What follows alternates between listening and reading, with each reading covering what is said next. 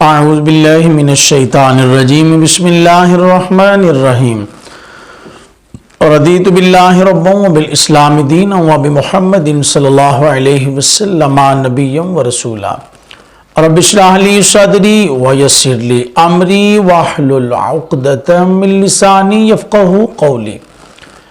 اولیاء کاملین میں سے ایک نام ہے شیخ ابو صالح سید موسیٰ جنگی دوست۔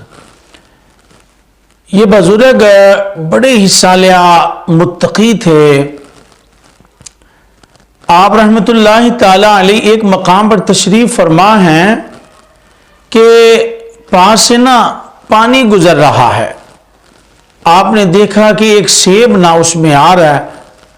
آپ نے اس سیب کو پکڑا اور کھا لیا۔ جب سیب کو کھا لیا تو ذہن میں خیال آیا کہ پتہ نہیں یہ کس کا تھا، کس کی ملکیت تھا، کس کے باغ سے آیا ہے، تو یہ تو مجھ سے کام صحیح نہیں ہوا، یہ غلط ہو گیا، بغیر اجازت کے میں نے ایک سیب کھا لیا۔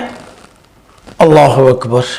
اب آپ اس مالک کی تلاش میں کہ وہ سیب کس کا ہے آپ اس پانی کے ساتھ ساتھ جہاں سے آ رہا تھا آپ نے ادھر چلنا شروع کر دیا۔ جب کچھ سفر کیا تو آگے ایک باغ دیکھا، وہ سیبوں کا باغ تھا اور سیب اس میں پانی میں لٹکے ہوئے تھے۔ آپ کو یقین آ گیا کہ اسی باغ سے وہ سیب گیا ہے۔ کہا چلیں اللہ کا شکر ہے کہ میں اپنے اس مسئلے کے حل کے لیے صحیح جگہ پر پہنچ گیا ہوں۔ ابھی اس کے مالک کو ملتے ہیں، اس سے معذرت کر لیتے ہیں، معافی مانگ لیتے ہیں، تو اللہ کی بارگاہ میں بھی سرخرو ہو جائیں گے۔ اب آپ اس کے مالک کو ملے، وہ جو مالک تھے وہ بھی بڑے صالح اور متقی اور پرہیزگار تھے۔ کہا جی بیٹا کیسے آنا ہوا؟ کہا جی یہ معاملہ ہے، میں نے ایک سیب کھا لیا ہے اور غور و فکر کے بعد پتہ چلا ہے کہ وہ آپ کے باغ سے گیا تھا۔ آپ کی خدمت میں حاضر ہوا ہوں کہ آپ مہربانی فرما دیں، مجھے اس سیب کی معافی عطا فرما دیں۔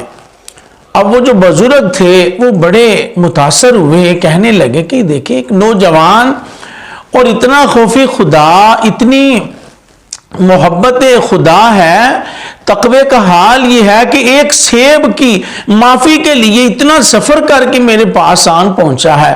بڑے خوش ہوئے۔ بزرگ کہنے لگے کہ جی آپ کو معافی مل جائے گی، لیکن اس کے لیے میری ایک شرط ہے۔ تو شیخ ابو صالح سید موسیٰ جنگی دوست رحمت اللہ تعالی علیہ آپ فرمانے لگے مجھے آپ کی ہر شرط منظور ہے، بس آپ مجھے معاف کر دیں تاکہ میری جو اگلی آخرت کی زندگی ہے وہ صحیح رہے، اس میں کوئی پریشانی نہ ہو۔ حضرات آپ غور کریں، دیکھیں کہ ہمارے جو بزرگ تھے کتنے متقی، کتنے پرہیزگار تھے اور کتنا محتاط رہا کرتے تھے۔ یہ ہے ہمارے اسلاف، یہ ہے وہ بزرگ ہستیاں کہ جن کا ذکر اللہ نے قرآن میں کیا ہے کہ میرے دوستوں کو کوئی خوف کوئی غم نہیں ہے، اور وہ ایمان والے اور پرہیزگار ہوتے ہیں۔ اللہ تبارک و تعالیٰ قرآن میں جن کا ذکر کر رہا ہے وہ یہی نیک اور صالح لوگوں کی جماعت ہے۔ اللہ اکبر۔ یہ ہمارے بڑوں کا حال تھا، ایک سیب کھا لیا، تڑپ گئے، کہا نہیں اس وقت تک بیٹھنا نہیں جب تک میں نے اس کی معافی نہیں مانگ لینی۔ اب ہم ہیں کہ ذرا پرواہ نہیں کرتے، سیب تو بڑی دور کی بات ہے، ہزاروں لاکھوں تک جو ہے وہ ہم کسی کا حق کھا جاتے ہیں اور پھر چوں چراں بھی نہیں کرتے۔ اللہ تبارک و تعالی ہمیں ہدایت عطا فرمائے اور ہمیں اپنے ان اسلاف کی جو یہ یادیں ہیں ان پر زندگیاں گزارنے کی توفیق عطا فرمائے۔ دیکھیں ان کی اللہ رسول کے ساتھ محبت، دیکھیں ہمارے جیسا ہوتا کوئی کہتا بھائی ایک سیب ہی تو کھایا کوئی سامنے بھی آ جاتا کہتا بھائی نہیں معاف کرتے تو نہ کرو، مجھے کوئی اس کی ضرورت نہیں ہے، حاجت نہیں ہے، آپ نہ معاف کرو، کیا ہے ایک سیب ہی تو میں نے کھا لیا۔ ہماری طرح کا کوئی دنیا دار ہوتا تو کئی طرح کی باتیں الٹ پلٹ کر کے سناتا، معافی کی طرف آتا ہی نہ، لیکن ہمارے بزرگ ایسے نہیں تھے، ہمارے اسلاف ایسے نہیں تھے، قرآن جن کا ذکر کر رہا ہے وہ ایسے نہیں تھے، وہ محتاط زندگی گزارتے، اللہ رسول کی فرما برداری ان کا مقصد ہوتی تھی، شب و روز اللہ رسول کی اطاعت و فرما برداری میں گزارتے تھے۔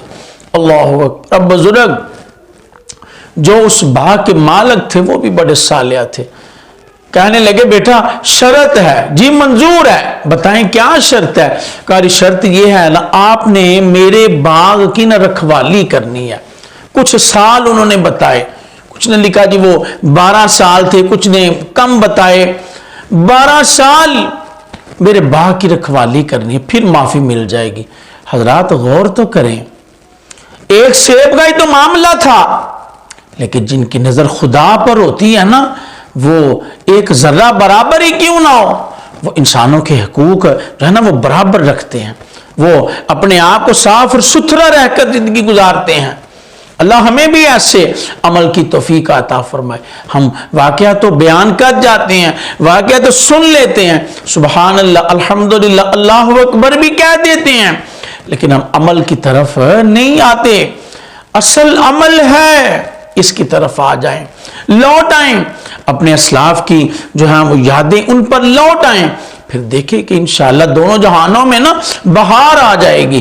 اللہ اکبر۔ کہا جی مجھے منظور ہے، 12 سال کی مشقت مجھے منظور ہے، میں رکھوالی کروں گا، لیکن آپ نے مجھے معاف کر، جی کر دیں گے معاف۔ اللہ اکبر۔ 12 سال پھر شیخ ابو صالح سید موسیٰ جنگی دوست رحمت اللہ تعالیٰ علیہ نے اس باغ کی رکھوالی کی۔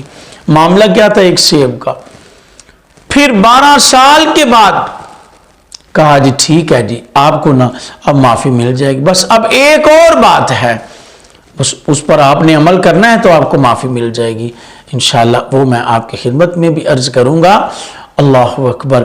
اب یہ جو شیخ ابو صالح سید موسیٰ جنگی دوست رحمت اللہ علیہ ہیں، جن کا ابھی میں نے ذکر خیر کیا کہ ایک سیب کے لیے اتنی بڑی مشقت 12 سال کی، جو باغ کی نگہبانی منظور کر لی، جی مجھے منظور ہے۔ پتہ یہ کون تھے؟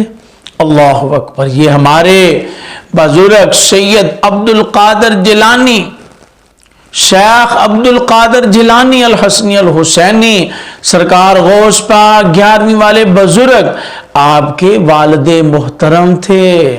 جی ہاں، شیخ ابو صالح سید موسیٰ جنگی دوست ہمارے 11ویں والے جو بزرگ ہیں ان کے والد محترم تھے۔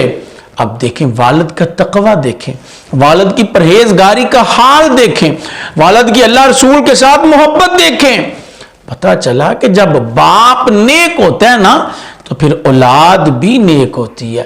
باپ جب اللہ سے ڈرنے والا ہوتا ہے تو پھر اولاد بھی اللہ کی فرما بردار ہوتی ہے، اللہ رسول سے ڈرنے والی ہوتی ہے۔ حضرات آج بڑے احباب نا شکوہ کرتے ہیں، جی ہماری اولاد نا ہمارے کہے میں نہیں رہی، ہماری مانتی نہیں ہے، فرما بردار نہیں رہی، تو انہیں تھوڑا غور کرنا چاہیے کہ شاید کسی نہ کسی جگہ پر ہمارا ایک قصور ہے۔ اگر ہم چاہتے ہیں ہماری اولادیں نیک ہوں، اللہ رسول کی محبت سے مزین ہوں، ان کے قلوب و اذہان سج جائیں، قرآن و شریعت کے نور سے منور ہو جائیں، تو پھر اس کے لیے سب سے جو پہلا قدم ہے نا وہ ہمیں اٹھانا ہوگا، ہمیں عمل کی طرف آنا ہوگا، ہمیں متقی بننا ہوگا۔ جب باپ نیک ہوگا، جب باپ پرہیزگار ہوگا، جب باپ اللہ رسول کا فرما بردار ہوگا تو انشاءاللہ پھر اولاد بھی نیک ہوگی۔ اللہ جل شانہ عمل کے نور سے مالا مال فرمائے۔ آمین وما علیہ الا البلاغ المبین۔